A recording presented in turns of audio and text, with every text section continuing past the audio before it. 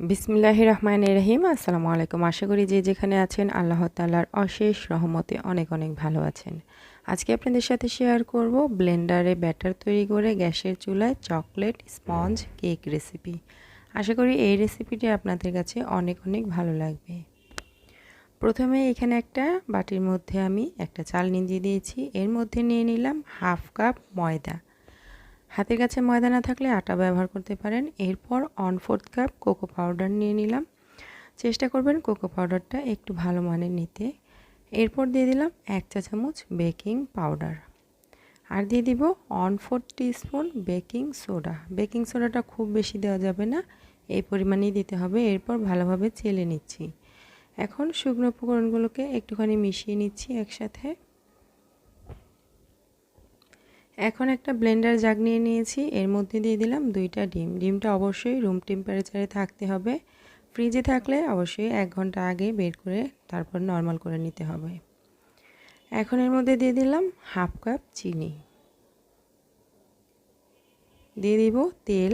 আমি এখানে রান্নার সয়াবিন তেল ব্যবহার করেছি 1.25 কাপ। এখন এইগুলোকে আমি ব্লেন্ডারে ব্লেন্ড করে নিব যতক্ষণ না চিনিটা গলে যায় আর ডিমের কালারটা চেঞ্জ হয়ে যায়। তো দেখতেই পাচ্ছেন এটা খুব বেশি সময় লাগে না, জাস্ট 1 থেকে 1.5 মিনিট সময় লাগে ব্লেন্ড করতে। তো আমি ব্লেন্ড করে নিয়েছি, চিনিটাও গলে গেছে আর দেখতেই পাচ্ছেন ডিমের কালারটা চেঞ্জ হয়ে গেছে। এখন একটা বাটির মধ্যে নিয়ে নিয়েছি। এর মধ্যে দিয়ে দিব ভ্যানিলা এসেন্স হাফ চা চামচ পরিমাণে। এখন এর মধ্যে দিয়ে দিব 1/4 কাপ লিকুইড দুধ। দুধটাকে আগে থেকে জাল করে নিয়েছি। এখন এটাকে হালকা হাতে একটুখানি মিশিয়ে নিচ্ছি। সব কিছু পরিমাণ ঠিকঠাক থাকলে আপনার কেকের ব্যাটারটা একদম ঠিকঠাক থাকবে, তাই মেজারমেন্টটা অবশ্যই ফলো করে আপনারা এটা ট্রাই করবেন। তো এখন যে আগে থেকে শুকনো উপকরণগুলোকে আমি চেলে রেখেছিলাম সেটাকে আবারও একটু চেলে তারপরে দিয়ে দিব।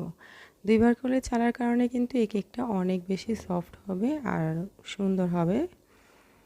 তো এখন আমি চেলে নিয়েছি, দেখতে পাচ্ছেন। এখন এটাকে আমি একটা হ্যান্ড উইক্স দিয়ে খুব ভালোভাবে মিশিয়ে দিচ্ছি। তো এই তো আমি খুব ভালোভাবে মিশিয়ে নিয়েছি। ব্যাটারটা একদম তৈরি, সব কিছু একদম পারফেক্ট পরিমাণে ঠিক আছে। আর ব্যাটারটার ঘনত্বটা দেখতেই পাচ্ছেন। এখন আমি যে বাটিতে কেকটা সেট করব সেটা নিয়েছি। আমি একটা নর্মাল স্টিলের বাটি নিয়ে নিয়েছি। এর মধ্যে সামান্য একটু তেল দিয়ে আমি এটাকে ব্রাশ করে দিচ্ছি যাতে করে কেকটা খুব সহজেই উঠে যায়।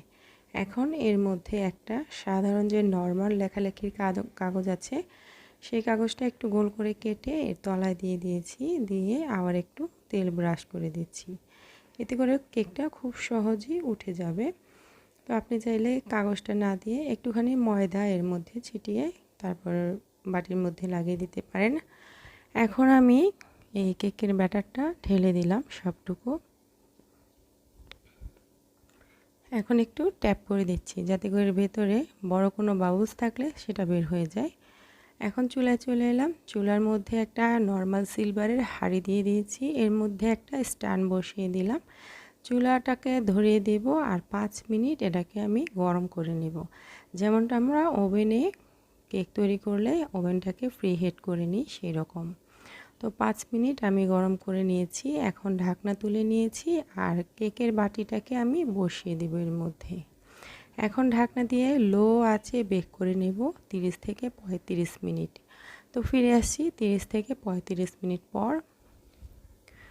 তো ফিরে এলাম আমি 30 মিনিট পর। 30 মিনিট পর ঢাকনাটা খুলে একটা টুথপিক দিয়ে আমি চেক করে নেব।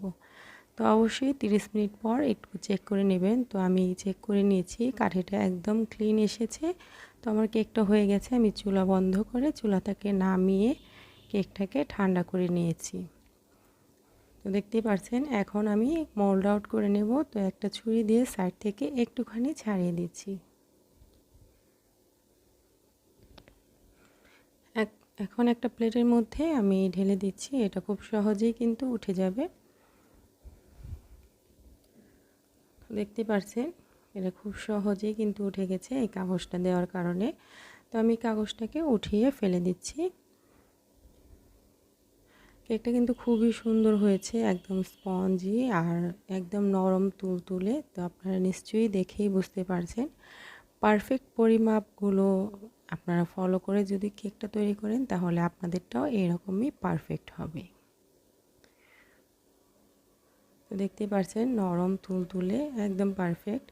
তো রেসিপি ভালো লাগলে ভিডিওটিতে একটি লাইক দিতে ভুলবেন না। আর এরকমই সহজ রেসিপি পেতে চ্যানেলটিকে সাবস্ক্রাইব করে নিয়মিত চ্যানেলের পাশেই থাকবেন।